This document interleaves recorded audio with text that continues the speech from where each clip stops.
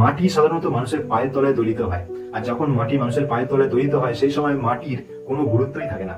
কিন্তু ওই মাটি যখন কোনো দক্ষ কুমোরের হাতে পড়ে তখন সেই মাটির গুণাগুণ এবং গুরুত্ব অনেকাংশ বৃদ্ধি পায়। কারণ সেই কুমোর, সেই দক্ষ কুমোর জানে মাটিটাকে কিভাবে কোন আকার দিলে সেই মাটিটা খুব একটা গ্রহণযোগ্য হবে এবং ওই মাটি মানুষের কাছে একটা ইউজফুল জিনিসে পরিণত হবে।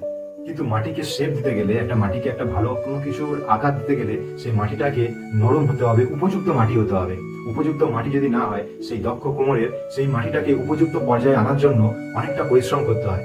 ঠিক তেমনই যে মাটি গুরুত্বহীন, যে মাটি মানুষের পদতলে দলিত হয়, কোনো ভ্যালু থাকে না, সেই মাটিকে যদি একজন কুমোর এত সুন্দর আকার দিয়ে তাকে একটা ইউজফুল জিনিসে রূপান্তর করতে পারে, ঠিক তেমনই আমাদের জীবনে হতে পারে আমরা অনেক সময় মনে ভাবতেই পারি যে আমাদের কোনো গুরুত্ব নেই, আমাদেরকে কেউ ভালোবাসে না বা আমাদেরকে অতটা কেউ গুরুত্ব দেয় না, সম্মান করে না।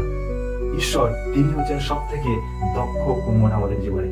আমরা যদি নিজেদেরকে মাটি স্বরূপ ঈশ্বরের হাতে সমর্পণ করি যে ঈশ্বর তুমি আমাদেরকে গড়ে তোলো, তুমি আমাদেরকে শেপ দাও, একটা আকার দাও, যেন আমাদের জীবনটা একটা মিনিংফুল জীবন হয়, যেন আমাদের জীবনটা একটা আকারে পরিণত হয়। এমন নয় যে মাটির মতন তুচ্ছতাচ্ছিল্য হবে, আমাদের জীবনটা যেন একটা সুন্দর পর্যায়ে আসে, আমরা যেন মাটির মতন পদতলে দলিত না হই। ঈশ্বরই হলেন আমাদের জীবনের সুন্দর একজন কুমোর, তিনি চান আমাদের জীবনকে একটা সুন্দর আকার দিতে।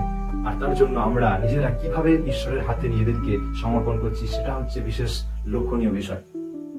মাটি যেরকম শক্ত হলে তাকে আকার দিতে সময় লাগে, মাটি যেরকম উপযুক্ত না হলে সেই মাটিকে সুন্দর আকারে পরিণত করার জন্য সময় লাগে, ঠিক তেমনই আমরা আমাদেরকে কি পর্যায়ে ঈশ্বরের হাতে তুলে দিচ্ছি সেটা হচ্ছে গুরুত্বপূর্ণ।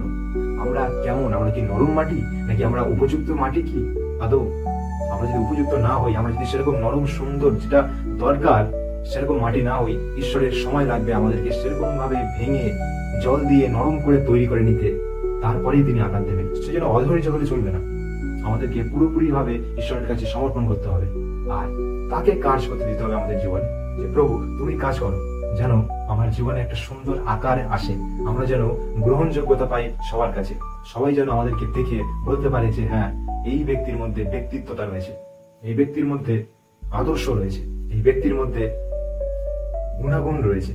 সেই জিনিসটা যেন আমরা পাই, আর সেটা পারে ঈশ্বর দিতে। আর সেটাকে যদি আমরা আমাদের জীবনে করতে চাই, আমাদেরকে ঈশ্বরের হাতে তুলে দিতে হবে, বলতে হবে যে প্রভু তুমি আমাদের জীবনে কাজ করো, তুমি আমাদেরকে সুন্দর আকার দাও। ধন্যবাদ, ভালো থাকবেন।